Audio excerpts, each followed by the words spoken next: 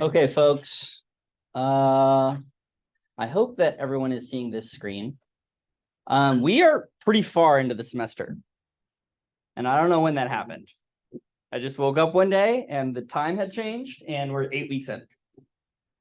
So yikes. Because that means we only have whatever that is number left. So I'm thinking maybe during finals week, you guys want to have extra classes. Yeah. Raise your hand for extra classes during finals week. Does that just mean like we'll get more content? Yeah. Primo extra content. What's that? Will there be homework on that? No. I can't.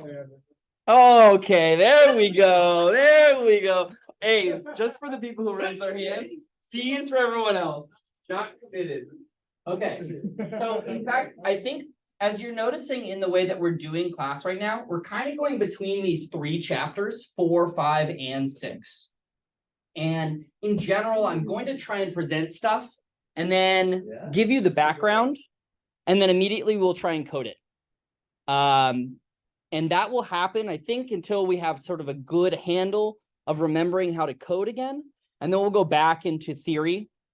And every time that we see it, every time we see an opportunity, we'll code it. Okay? Because one of the most valuable skills that you can have leaving undergraduate is being a robust code worker.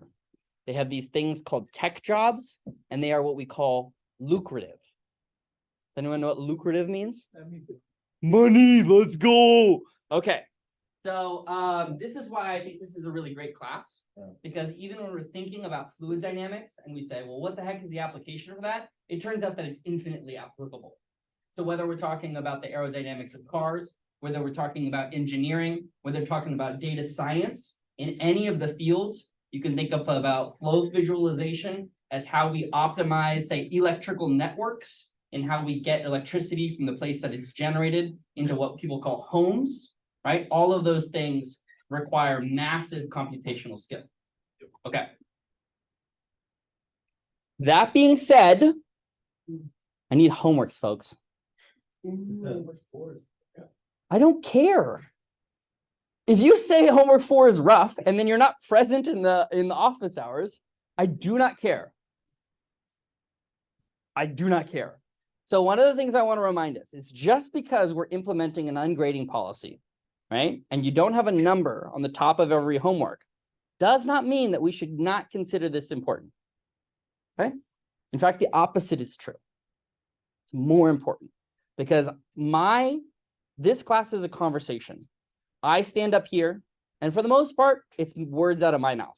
So what's your part of the conversation?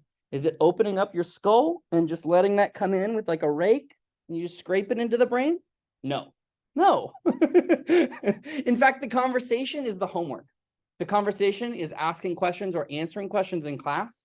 The conversation is coming to office hours, asking me questions online, because what you're doing there is, one, you're affirming your own knowledge. You're demonstrating to me where you are in the class, and your participation in all of these different parts tells me that, oh, this person is actually understanding what's happening, or even if they're not, they're making efforts to understand it. Okay. Question? I was going to say, can we just like bring for 6, like the email? Yeah, so in general, when we do code, the code should be turned in by email, and anything written should be turned in written. Anything that you type up, you can print it to me. It's usually easier. Stuff will get lost in my emails. This morning, I had 56 emails. This morning. So when you email me and you don't hear back, that's why. It's much, much easier for me if you send me a Slack message, because then that just sits there with a little notification. Whereas you could get piled under like 50 spam emails, like, oh, the department's doing this. I don't care, right? Okay. Questions, comments, concerns? Yes. Wait, okay. So for code, you want us to print it? No, never print code. So the reason why we never print code is because I cannot run it. In particular, I would love to see code. Oh, look at that. Ooh. I like to see code because let's say you're not done. let's say you hit a impasse and you're like, this shit's broken and I don't really get why. You send the code to me. I make the changes. I send the code back to you and ask you whether you understood what happened. Sorry, he's on it. Except for- Is that helpful? Yeah. Okay, because what's the point of this class? To understand. To learn. And it is not that you already came in here with a decade of coding experience. I was thinking about this earlier today and it made me quite sad, but also there's a reason why I code better than you. Because I've been doing it for more than a decade. And I was like, fuck, that sucks. Okay. Good? Good. Yes or no? Okay. Let's talk about content today. I've also been reading a book about perception in the animal kingdom. It's fascinating. There's a word called Umwelten, which is like how different like beings in the animal kingdom perceive the world. And there's a whole chapter on smell. And in the chapter in smell, they talk about why dogs' noses are so good. And in particular, when they visualize how the nose works for a dog, our nose has 2 holes. The dog nose has 2 main holes and then slits on the side. And you can go home and you can inspect your dog's face tonight. This is a reason to kiss them on the nose. And what they found is that if you look at the visualization of the flow, right? So I'm trying to relate it to class. They will create uninterrupted streams by creating little vortices where they suck in and then they blow out of those little flaps. And they make little vortices to continually draw in smell. So when they're sniffing a bunch of times, they're pulling in basically like a small vacuum, like, right? Pretty cool. So we're going to watch maybe 10 seconds of this because we don't have a lot of time today. You can watch the whole thing at home later because I know you all download the slides and you watch and read everything that I post.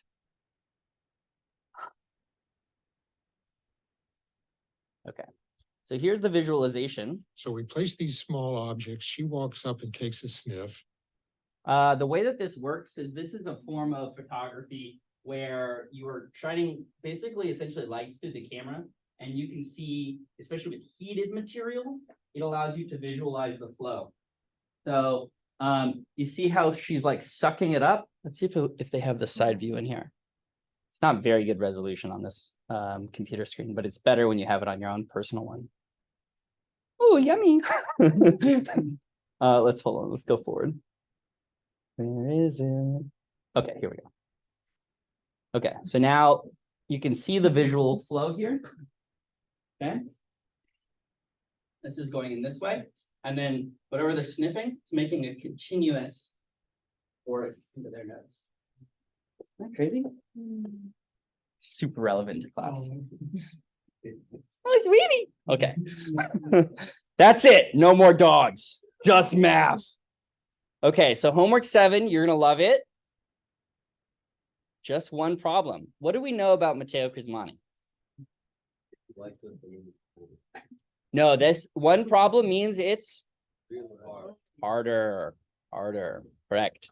So in particular, what we want to think about here is this is a coding problem. It's in chapter 6. It'll be 2-dimensional.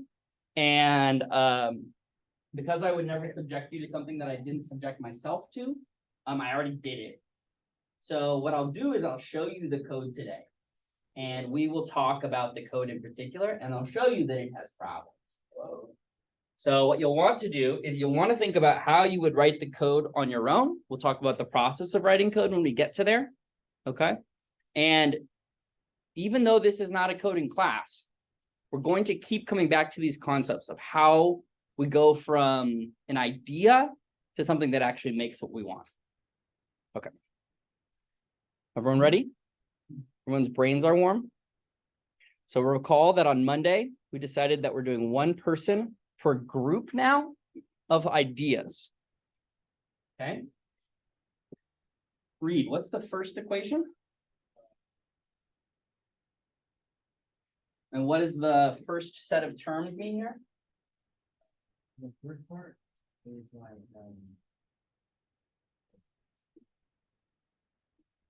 Okay. the second part is like. Okay. And so this left-hand side, the first part is about how much you eat and how fat you get. So this is a time variation and a spatial variation. And then what does this equal on the right-hand side?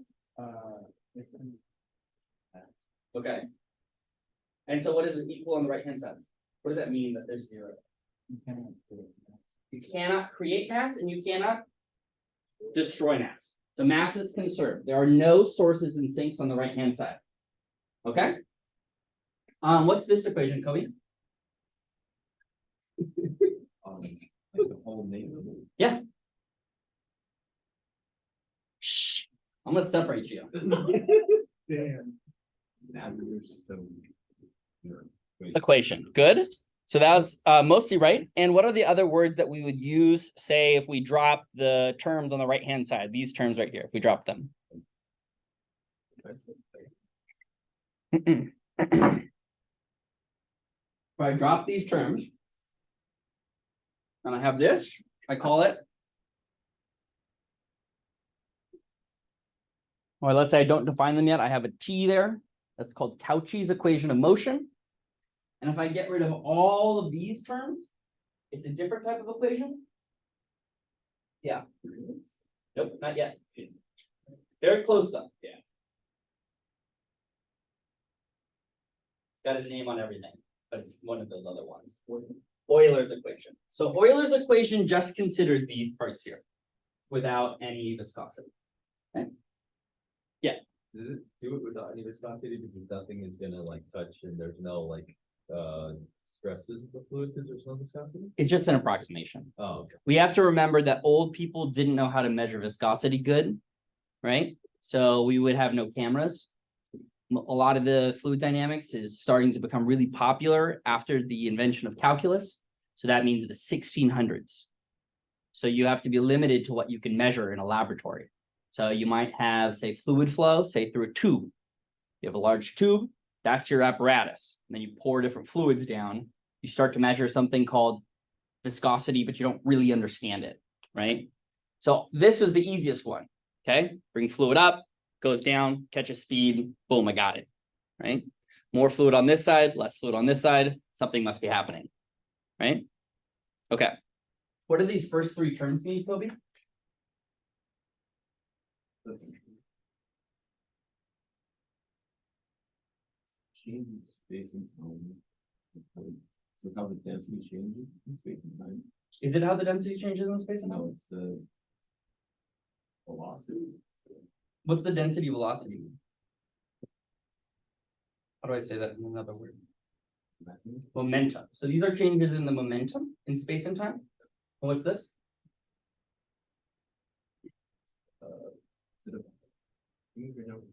Oh, it's the pressure. How the pressure changes. Gradient. Pressure gradient, right? So these are pressure gradient. One more word. For changes in momentum, we're thinking about things that create changes in momentum, which are. Anyone? Forces, very good. So these are pressure forces. And this is? Body forces. Correct. And specifically? Gravity. Gravity forces. Okay. Very good. That was easy. All right, in the back, Desiree, what are these terms?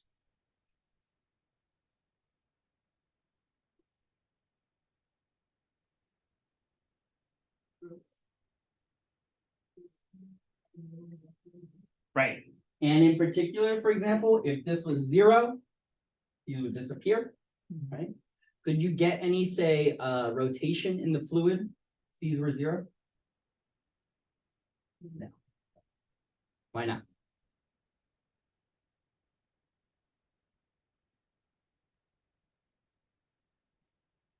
Would it be because it's without that, there's no viscosity taking into consideration for the Yeah. perspective? Yeah, so this works on the whole parcel. This works on the whole parcel. Right? So I can individually move single parcels, but I couldn't get the parcel to rotate or to form. Right? Amazon package could move left and right, but I couldn't get it to spin. That make sense? Okay. We're moving quick. Isabel, top equation. What's the name of it? right? And it has a fun name.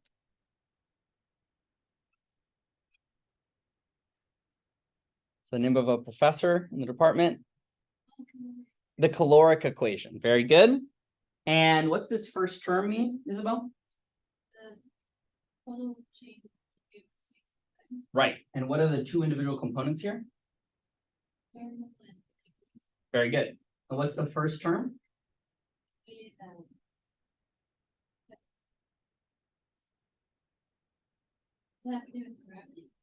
Yeah, what does that mean?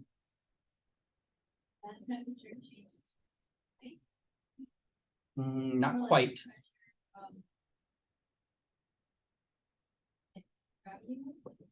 So this is gravity work, but this isn't necessarily changing the pressure or the temperature, as I'll show you. Okay, so let's look at these two pieces instead. Andrew, what do these mean? The first one is PDD work. DV work. Okay, why is that? E outside. Okay, DV. Well, it looks like U now, but it will become V. Okay, and then the second one? That is stress work. That's specifically how stresses can convert motion into thermal. Exactly. So there's your motion into thermal. Good. So that's these pieces. Okay. And then what are these three terms? Let's see, Eduardo. Pressure gradients. Good. And what's an example of that?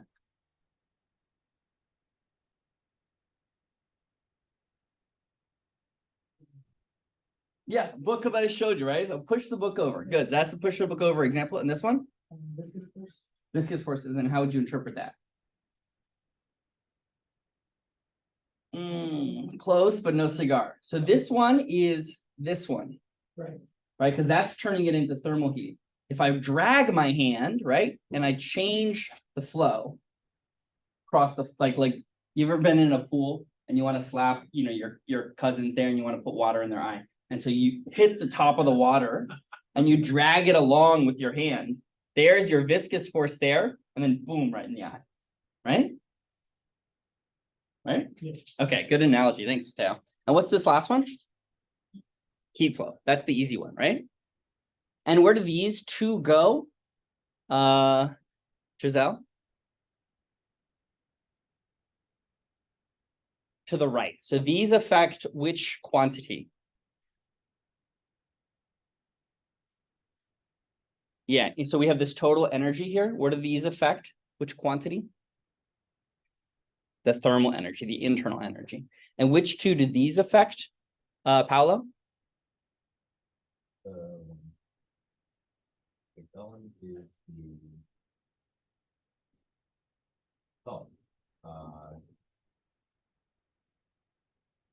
right side. Everyone agree, right side? John, which side is it? The left side. And what quantity does it affect? The kinetic energy. These are generators of kinetic energy. Okay, so in general, what I want you to walk away from this class, okay? It's a late night, right? Everyone else has gone to sleep and you're hanging out with your buddy and they want to start talking about fluids. So you're chatting about fluids and you're like, this class is going really well. They're like, how do fluids change? You're like, oh, bro, let me tell you. Okay, first, mass can't be created. Those are just words, right? This here looks like weird arcane symbols, but it's just words.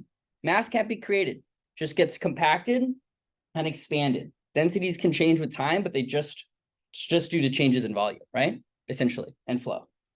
This bottom part, you're thinking, well, how can I change the momentum of a fluid? That's easy, bro, right? It's just pressure gradients, body forces, and influences of viscosity, essentially. How do I change the internal energy? I know how to do that. It's PDV work, it's viscous work, heating up my hands, or just like boiling the flow, right? You're going to be totally prepared to talk about fluids with your mouth and not with a single equation. Yeah. Which one? This one? Yeah, this affects the kinetic energy only. Well, yeah, but what would you, it wasn't gravity or pressure, what would it be? So this is gravitational potential energy. Yeah. So,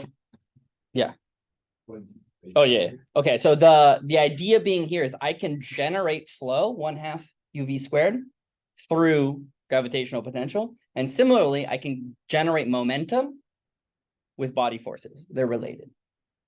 But notice that I cannot generate heat simply by changing the potential. Okay, I have to change other things. So if I change the volume due to changing where it is in the fluid, that's the PDV work. Go ahead. Oh. Yeah, so PDV work is I take a balloon, I bring it to high altitude. The volume in the balloon changes because the pressure exterior changes. So therefore the pressure inside changes and therefore the temperature inside changes, right? C'est bon? Yeah.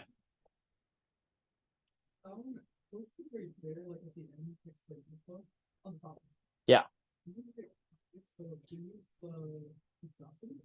Yeah, so this one here comes over here and is the viscous work associated with pushing. Yeah, so this is me slapping water into my friend's eyes. And this is me pushing the book over and it falling. These are all pushy type terms. This P here is pressure, yeah.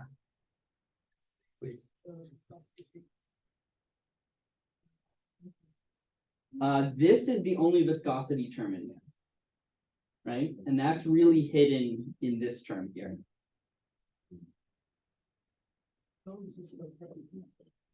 This one here is just pressure gradients, yeah. Yeah, so this is this example, right? And then it falls over. I'm not gonna make it fall yet. Poor book. Okay, you done? Yeah. Okay, that one was a little longer, but I think I droned on and on at the beginning of class. So, wait, what happened? Oh God. Where'd it go? There it is. Okay, so we were talking about vorticity dynamics. And we're just going to recap it really briefly. So vorticity in a fluid, as we talked about streamlines in a fluid, and everyone fully understood streamlines. So now we're going to make an analogy. Okay. So we have a flow that's moving. And maybe it's changing with time. And in certain places in the room, the direction is changing. And there are streamlines that we can draw at every single instance. Now, those streamlines can evolve with time, right? There's no problem with that. But in every spatial location, there's a defined streamline that's tangent to the velocity. Sometimes it points like that. Sometimes it points like that. Sometimes it points like that, so on and so forth. And therefore, we also have a vorticity, which is describing how the fluid is rotating at every location. So there can be little patches of rotation over here that are fully misaligned to little patches of rotation over here, some pointing this way, some pointing that way. And this fully describes the flow. Right? Everyone gets that? Okay. Yes? Okay. So Kelvin and Helmholtz were like, well, we love math. We're going to do math about it. And so they basically were able to show that you can use the electromagnetic field theories on fluids as long as you make enough appropriate assumptions. Some of the assumptions that you need to make are that the flow is inviscid. And that means No viscosity. no viscosity. And the flow is barotropic. Pressure is only related to density. Density and pressure are the only things that relate to one another. Temperature doesn't matter here. Okay, as long as you have a barotropic flow that's inviscid, conservative body forces, those are gravity only. The circulation around a closed curve moving with the fluid remains constant with time. What's circulation? Yeah, how much spinny spin do you got? Okay, so what does that mean? That basically means if I follow a piece of fluid over here, okay, and it's rotating like this, and I use say a tube, a vorticity tube, and I watch it, and the vortex lines get closer, what is happening currently to the fluid? It is speeding up. It is spinning up. Doesn't necessarily mean it's moving left to right faster. It means it's moving around faster. Okay? So the circulation around a closed curve is constant with time. It's conserved. That's all they're basically saying. The implications are that vortex lines move with the fluid. We already talked about that. Circulation is constant. But most importantly here is that tubes do not end in the fluid. So the reason that we talked about this in the context of E and M is that the mathematics says the fluid is infinite. Okay, we can think about fluids as having field theories. They stretch off to infinity. And so changes over there, they propagate through and they change this area later. So the whole fluid is connected. And you'll see this when we begin to start thinking about, okay, I'm gonna show you two examples today of basically intuitive concepts of fluid in a box, and you have to tell me what's happening. And you'll do that by remembering that every single piece in the fluid pushes on every other piece in the fluid, right? Unlike in E&M, you have a charge over here, doesn't actually push on anything. There's no other electron nearby to push on unless it's in a solid. But usually you have one electron that's hanging out in space and you move it around and then it propagates a move in the field and it moves another electron far away. This one has direct analogies to that formalism, but through a medium.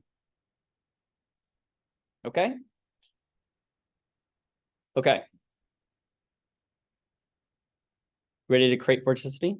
What is vorticity, by the way?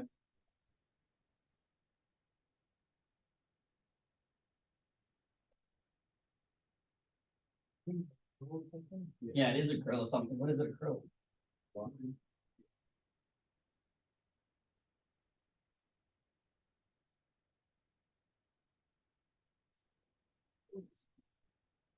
Curl of the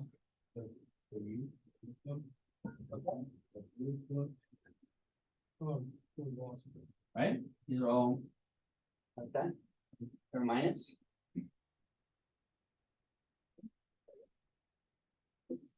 That's it. Okay.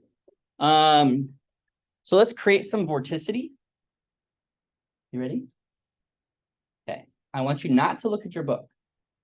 Put your notes down. Okay. You're gonna have a piece of paper out. You're gonna think about what happens. Intuition. Okay. On the left-hand side, I have a fluid.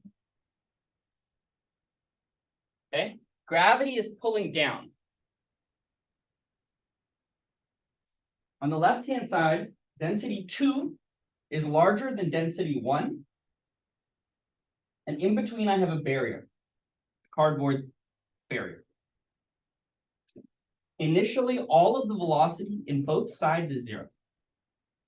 I instantaneously pull it out like a magician.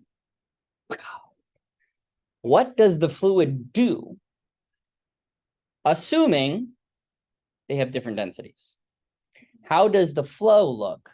Say 2 seconds later, 3 seconds later, 30 seconds later. So draw one picture, which is the initial change, and then draw another picture, change long after. And if you already looked at the book, yeah.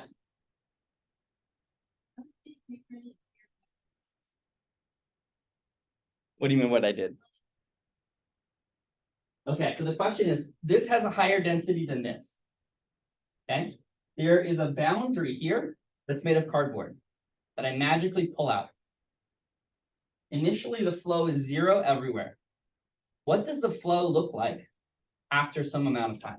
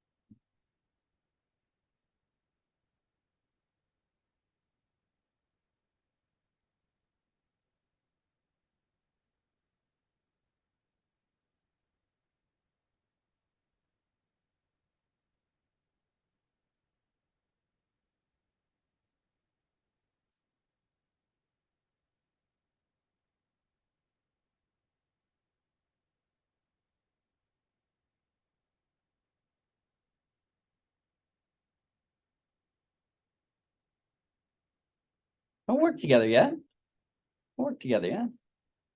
Chatty Cathy's over there.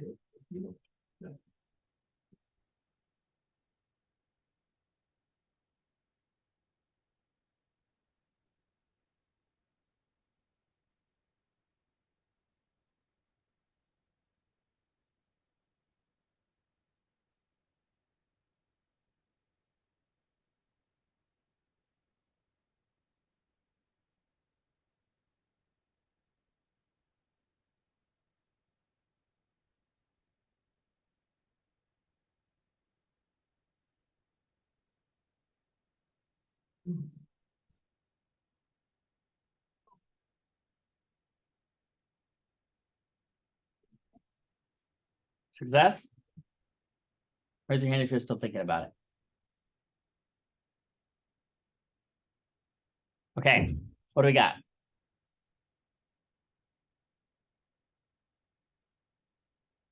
Well, yes, that's right. That's after a long time. Yeah, that's okay. What happens right away? Ooh. Okay. And how does the flow move? Yeah, I see that now. Good. What do you got? Electron is so small. You think I have a telescope eyes? Like I'm a... Okay, interesting. Okay, okay. Okay. What do you got? Mine's- You didn't do anything? No, I did, but. I mean, it's not right. You don't know the answer yet. He forgot to take off the barrier. Oh, he didn't take off the barrier. Yeah, that'll be difficult. The fluid's at rest already. Okay, okay. Yeah. It's-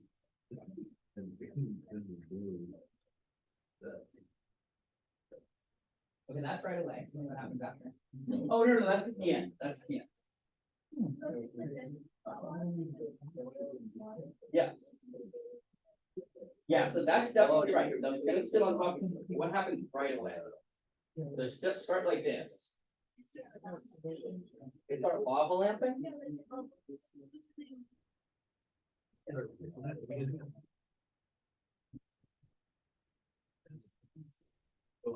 No, not this.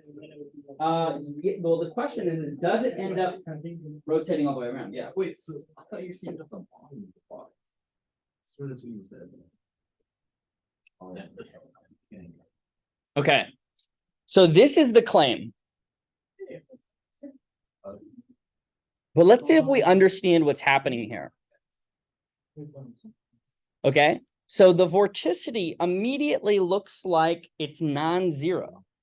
Is that true? Yeah. Right? So I have flow in this direction, flow in this direction, flow in this direction. Okay. Now the question is, a lot of people came to the final solution, which is like this, okay, as opposed to like this. And along the way, maybe it does something like this. Question is does this piece here ever shoot up and make the full circle? No. Ooh. Why not? It can do whatever it wants, right? Yeah. Why of gravity? Gravity's not gonna let it go. Mm. I'm thinking. There's another fluid on top. There's another fluid on top of it. So this is not air. So if I, for example, had air here, okay, you know that the water would go like that. You've seen that before. And it would rise up against the other wall. And maybe even a small fraction would go high enough. Could it get stuck on top of another parcel that gets it pushed up all the way? What do you mean? Like, because they're different yeah, because they're different densities. Maybe like the denser one kind of lands on top of a parcel that's already moving up and then it pushes it up all the way. No, because it would roll off.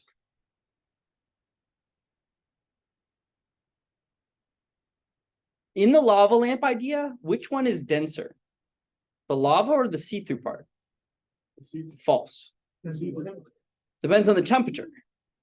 So the hot stuff goes up, it cools, and then it falls.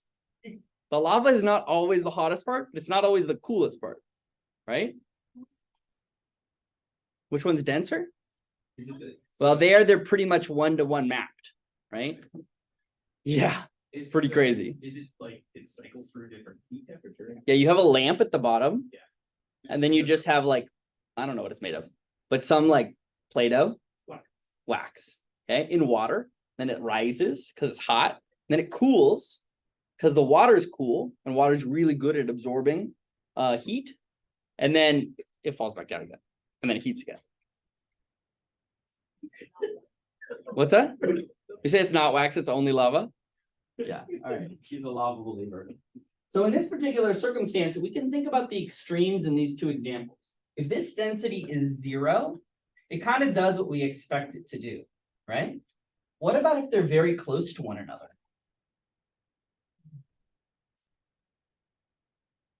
Very close density. Yeah, very close in density. Is that true? Slow? It would do it very slowly, right? The whole motion would occur, but it would happen very, very slowly, right? And then this would sit on top. That might happen, for example, when you have 2 different types of water, say one that has salt in it and one that doesn't in an estuary.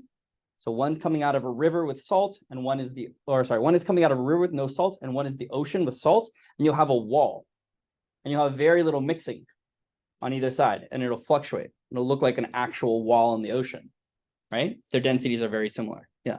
Okay, this is probably gonna sound dumb, but say they're both exactly the same.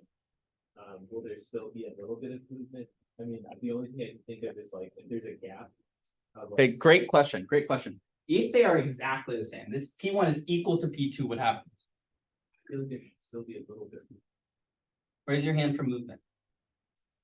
Raise your hand for no movement. Raise your hand for I don't want to answer. Okay, good. I love the honesty. So in fact, what do we think is going on here? Did someone from the movement, non-movement camp answer? Movement, so it just stays still. Yeah, so someone who says that they don't think it'll move, they have to now defend their argument. Yeah.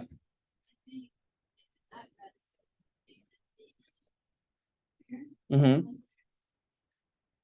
Mm-hmm.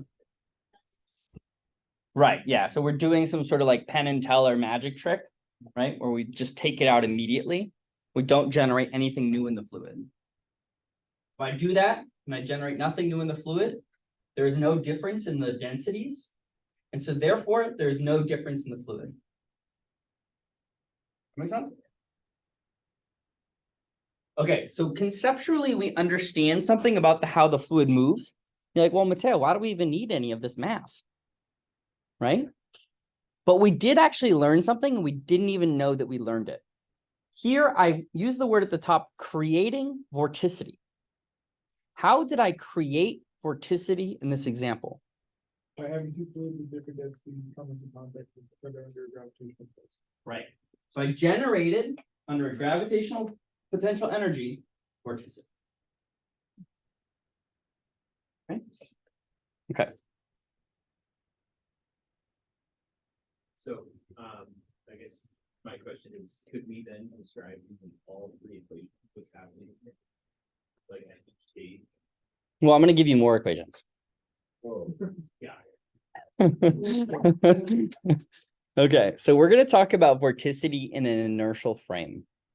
Okay, this is really important because we don't want to be moving around yet. We're going to imagine that the box is solid like this. We're going to imagine that rho is barotropic, that it only varies with pressure, right? And we're going to say that viscous effects exist, but we're not going to make it so complicated that you have viscosity changing in the fluid and you don't have viscosity changing with time. So mu is just a number 3 or 0.1 or whatever you want it to be, right? And it's not going to change in the fluid. In practice, viscosities change in the fluid. Sucks. Viscosities change with temperature. Sucks, right? Okay, we don't have to deal with those here. Why do I want to do this? If you think about the problems that we've been doing so far, we've been thinking about them in terms of 2 things. Advection and diffusion. And we didn't have viscosity. So we are going to use here the vorticity to constrain the motion of the fluid, because we know that all of the fluid is connected to one another, in order to solve this on a computer, even with a little bit of viscosity. That seem weird? You should feel uncomfortable. Okay. So what does this end up looking like? Oh, shit. So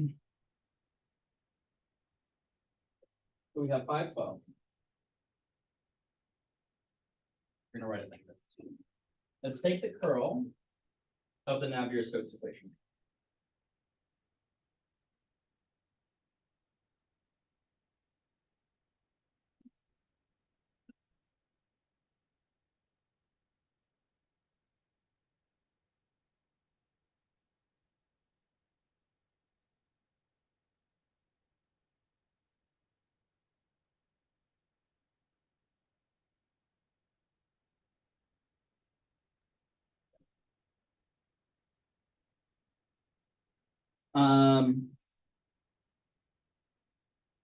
You may be asking yourself, why have we done any of these Poisson equations? I hate the Poisson equations.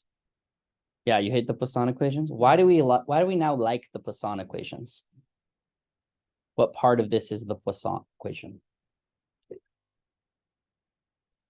The last term. So this last term here represents the viscosity effects and fluid momentum, but this is a Poisson equation. Right? So if we're really good at solving these, then we can solve that last term. So we're going to need a combination of different techniques here in order to solve this numerically.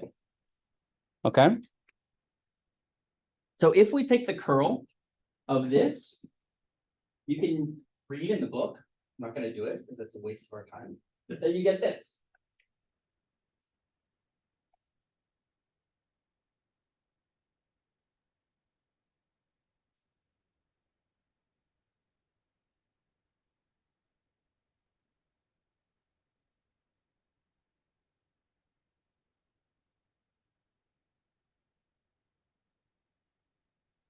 Okay. And the choice of parentheses there is really important. Okay. What does this look a lot like?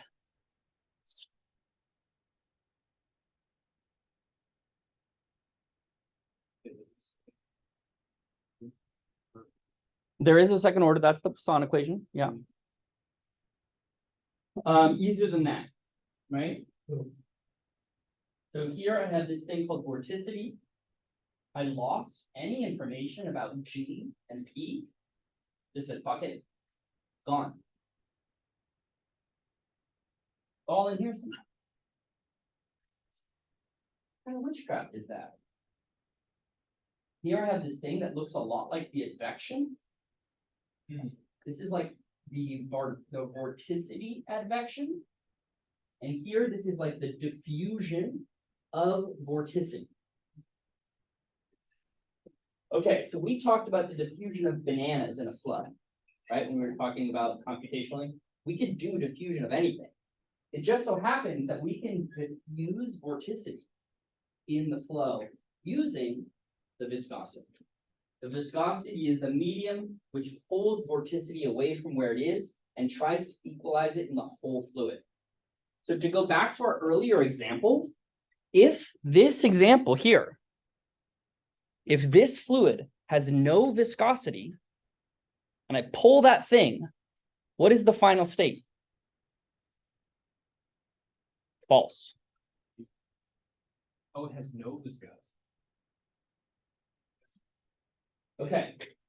If this has no viscosity, and I pull the thing out, what's the final state? This one? No, it's gonna, Well, when you say spinning, what do you mean by spinning? You're gonna go around. Is this fluid ever gonna move over the other one? we just go back. We're starting here. I pull this out. Now I turn off viscosity. Everyone got it right. When there is viscosity, they lay on top of each other. But if there's no viscosity, right, then I just have, do I have this or do I have something different? Wait, you're achieving? A what? You write gravity. No, viscosity, not gravity. Gravity's still going. Gravity's still going.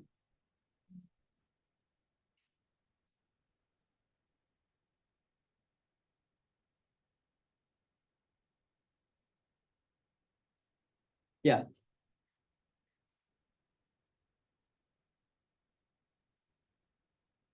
Right, that's a very good question. That's exactly the question I'm asking right now. I know. So in fact, viscosity does what to our fluid again? It can generate fluid motion and it can also drain fluid motion from other sources. So the reason that we end up with two of them laying on top of each other is because every time that they go back and forth, they slow down as they move over one another and as they move over the container.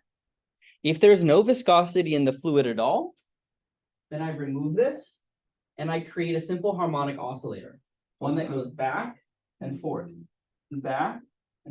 forever.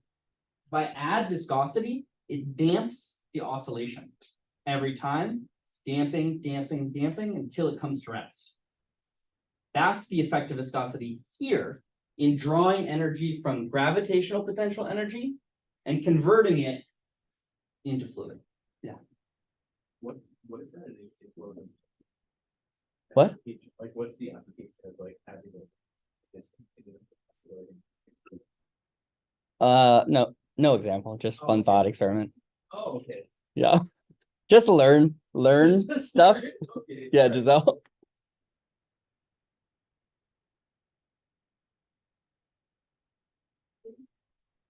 We can do both, right? We can create fluid motion by using viscosity and outside driver.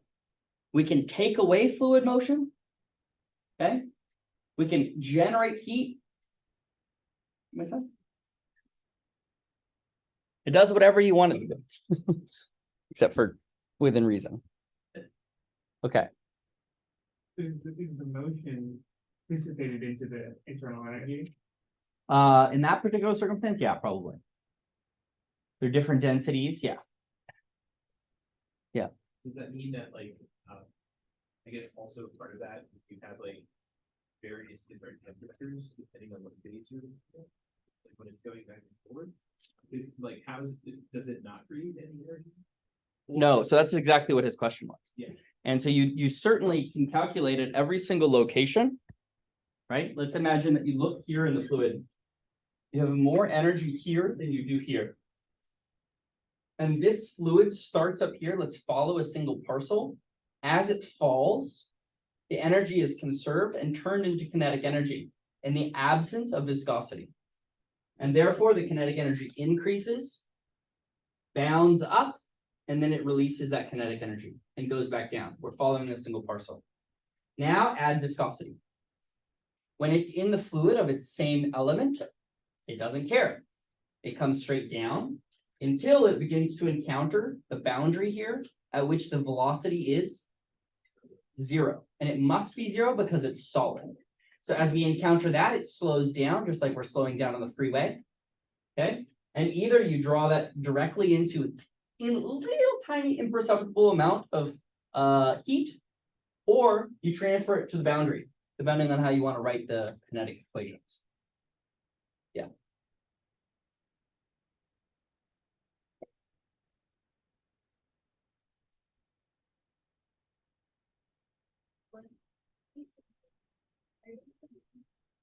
P2 being the higher density and P1 being the higher density. Yeah, they would go back and forth. Yeah. Yeah, sorry, this is only true if you include the fact, like this would make no sense if P1 was bigger than P2. Okay. So we can generate vorticity. Okay, we just talked about that. I showed you a momentum equation. I showed you how to play a little mathematical hocus pocus to it. And to think about gravity and pressure differences, we're going to sweep them right under the rug. Because in this particular circumstance, we're thinking about gravity as a conservative force and vorticity as something that's fully permeating the fluid. We're thinking about vorticity, say, in a box, which is describing the fluid flow everywhere within the box. And it's governed only by that little baby equation. Super simple, right? Definitely won't be really tricky to code for homework this week. Oh, no. Right? So there's a few parts to consider here. This first part here. That's your total derivative. This is how the vorticity is changing. This part here is a spatial gradient. And then this part here will be the Poisson equation. We'll break each one of these apart in detail. But before we do that, we're gonna do another test. Okay, put your books down or put your closed screensaver. Don't look at what we're about to see. Okay, you ready for another picture? Yeah. You have your papers ready? Okay, this is called the driven cavity test.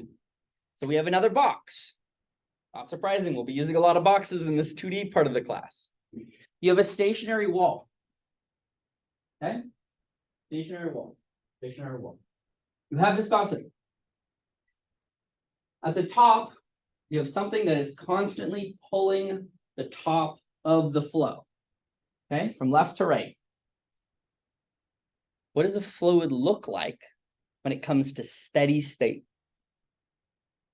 How does the fluid pattern look inside of our little thing?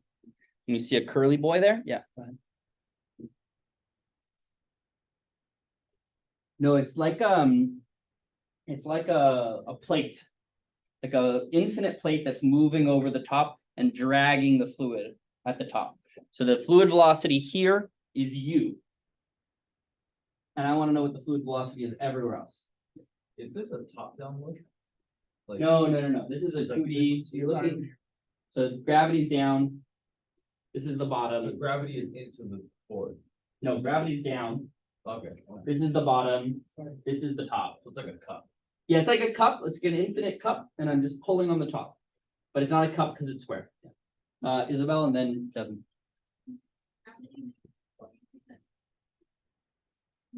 No, this is a hint. Okay. This is a hint of what's gonna happen. Oh, good. There's food in the whole thing. Yeah. Jasmine?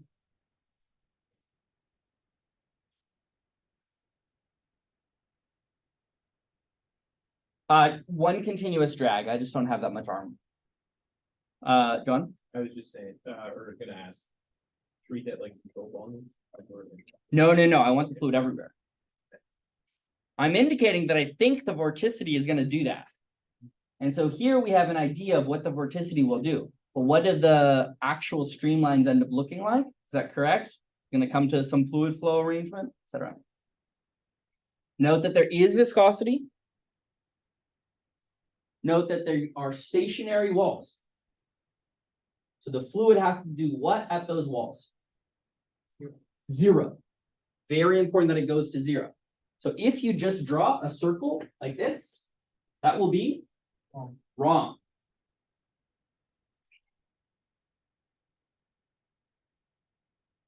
Why would you do this to me, Mateo? I don't like it.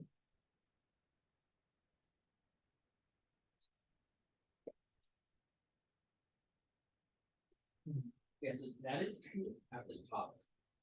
We have to remember every part of the flow is connected to every part of the flow. So how does that propagate everywhere? Because you have to pick certain nets. If stuff moves to the right, other stuff is getting out of its way. No what happens. Well, so let's say I pull it to the right. Right? You can't leave it twice. What happens when you leave? Let's imagine that it's like, I think we need that. Like pull right.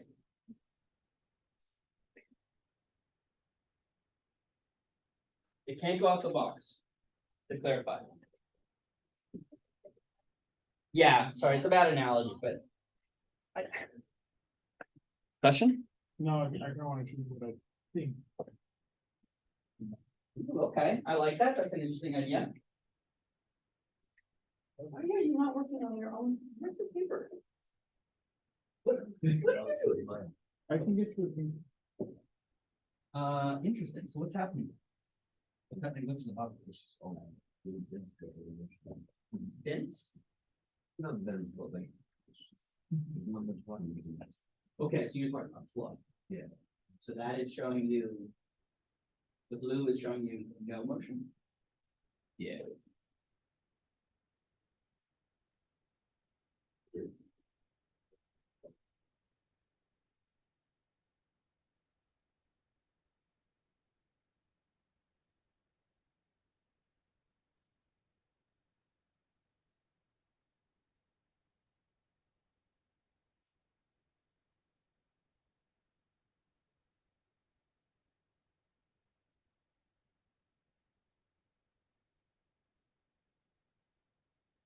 so this part is one over to the right. If it hits the wall, it has to come to the. It has to be 0 to the wall. That means that we have to think about all of these lines, they penetration. If this line goes over here, it still needs to go. Yeah, so none of these lines can end. Yeah. Okay, so then, yeah.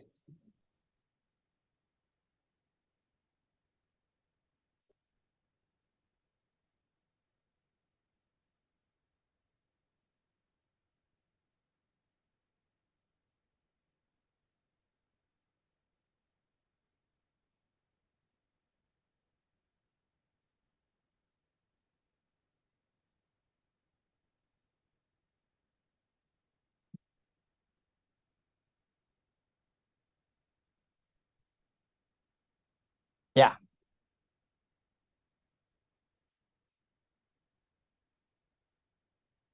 Steady state means it's no longer changing. So we start the fluid off with whatever motion we want. And then we let it continue to evolve until it no longer changes from its previous iteration. That does not mean that it's not moving. That just means it's no longer changing how it's moving. Does that make sense?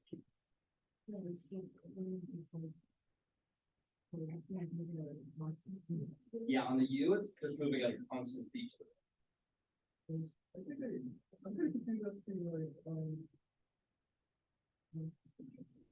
Okay, so the top can't allow fluid to move through it.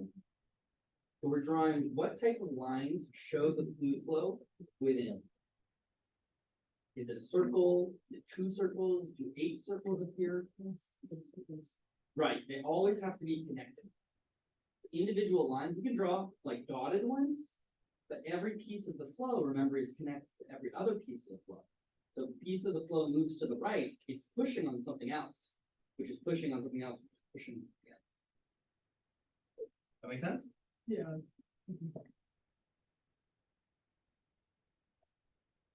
Okay. Got one? Okay. What happens as it goes deep? Down. Yeah. You cheat? No. What? Hooligans. Yeah. Down at the bottom. How does it go up? Because it can't go down, has, and it can't go the way it has to be. Okay. All right. Okay. Okay. So on the walls, it does what? It has to change direction, and it also has to go to 0. So there can be no flow touching a wall. There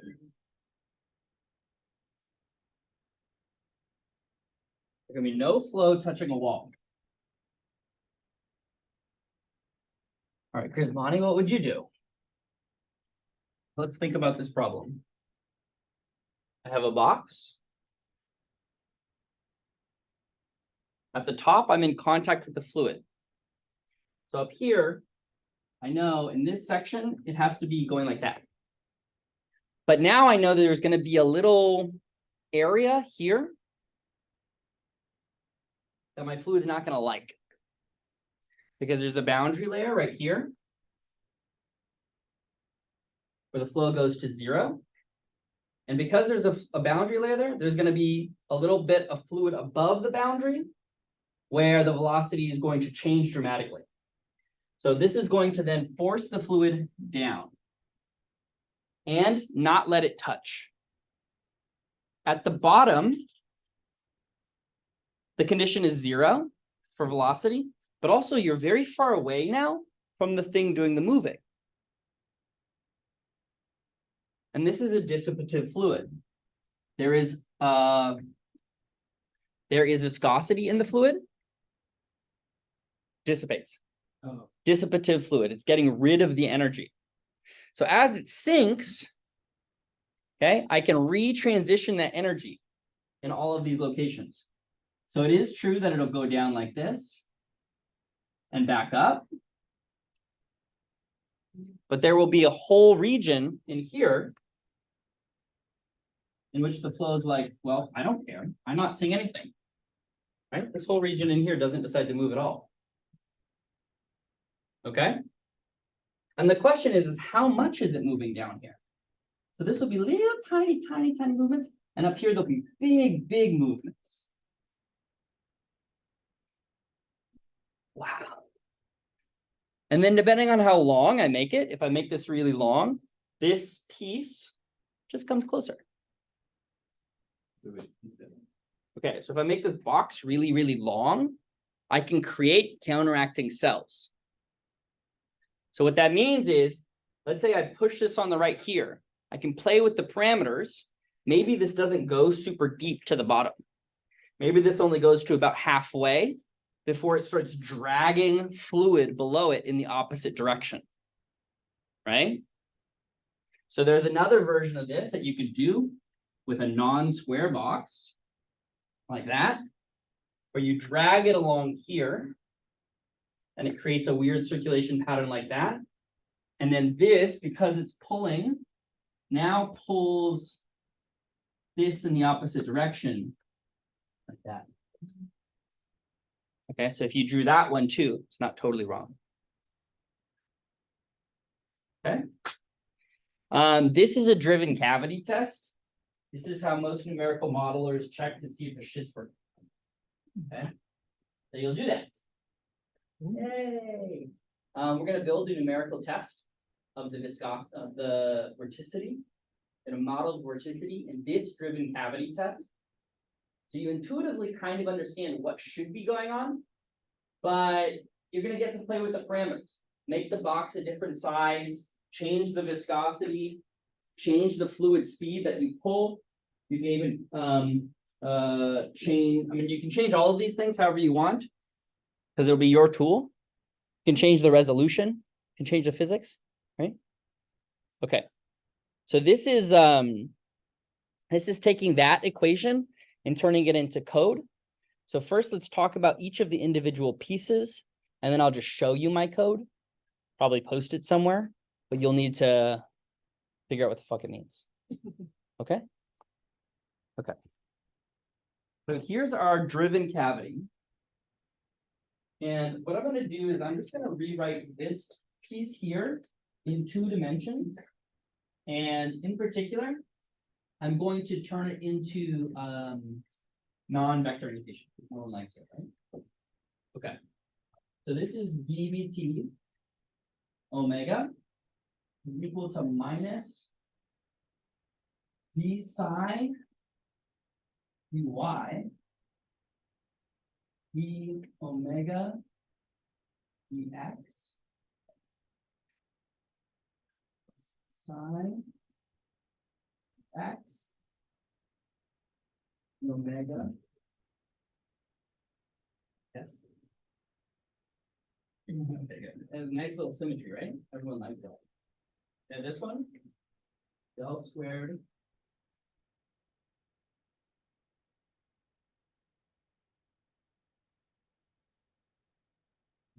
dy squared. Good. Making sure not everyone falls asleep. Okay. Questions?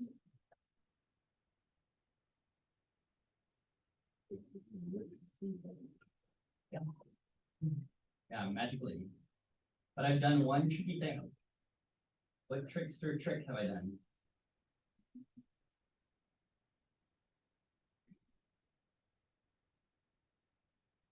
Oh, I actually, yeah, we don't have the fluid velocity U, place it aside.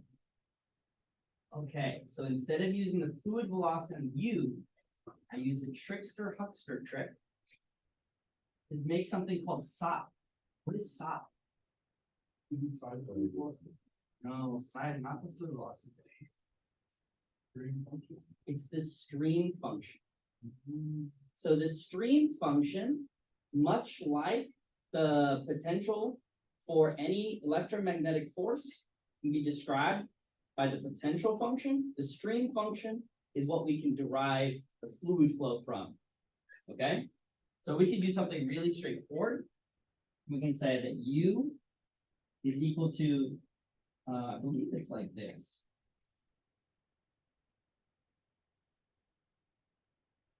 Okay. Might be a minus sign in there. Yeah. That's my psi. PSI.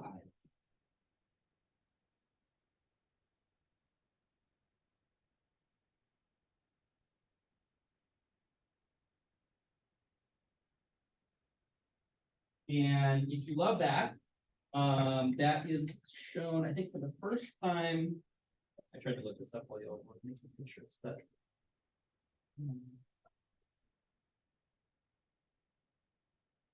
Did I write anything?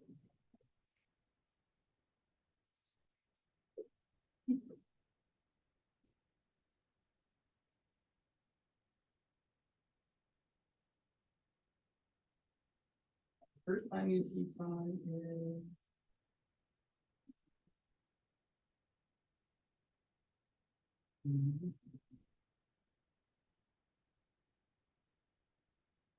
Yeah, 4.3.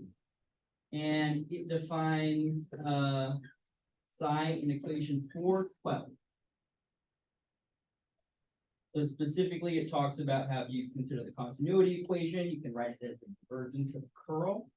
And that's all I've taken advantage of here.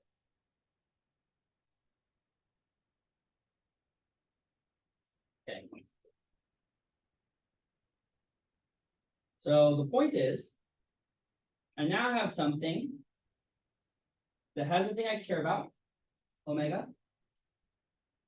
and something that is related to the velocity. And that's it. So all of these changes here inside of the fluid flow are just depending on where the fluid flow is piling up in terms of velocity and where it's changing, right? This thing here, the stream function, is distinctly related to both u and to v, the x and the y components. So if I can simply write this piece here in terms of finite difference, that's great. I can just propagate it forward. Any problems with that? What are the different parts that I have here? I got finite difference here. I got finite difference here. It's good, right? Finite difference here. Let's chill, right? This one is good.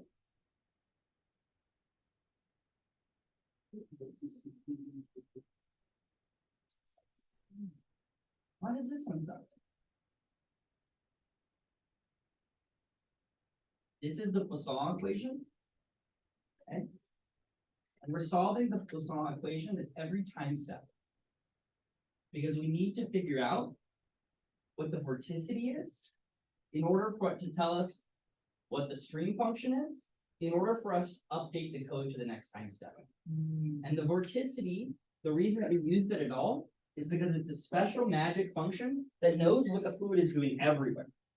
So at every time step, you have to recalculate the vorticity everywhere in the fluid and make sure that it solves that equation, the Poisson equation, right?